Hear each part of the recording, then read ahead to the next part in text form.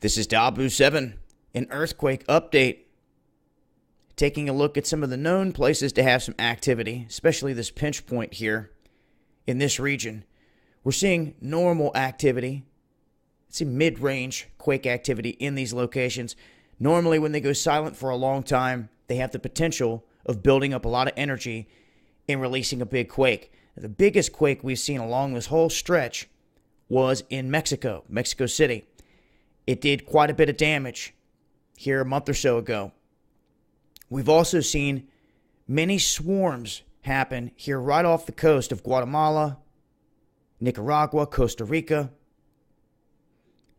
And in terms of the Gulf of California, this area has been very silent for a long time. Now, when you look at Southern California, you have to realize that when it comes to the San Andreas Fault and the swarming that we see come through here, this fault runs down to the Salton Sea right here. And I've talked about this before because the faults break apart and end at the Salton Sea, and then another line wants to pick up right on the other side of it. Where does that run? Runs right here into the Gulf of California. Now, this region has seen some big quakes in the past with swarming activity. It's been really quiet for a very long time.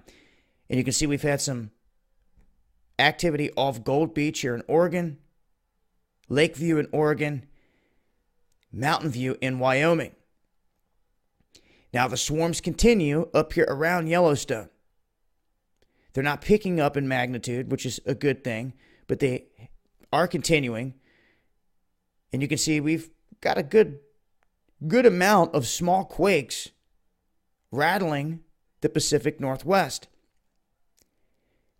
What's odd is I had a buddy send me some information on this, and he said northeast by accident, and I was like, funny, it's the Northwest. But when I get over here in the Northeast, I see that there is indeed a big quake, a 3.7, that hit right up here in Canada. So, quakes in odd places.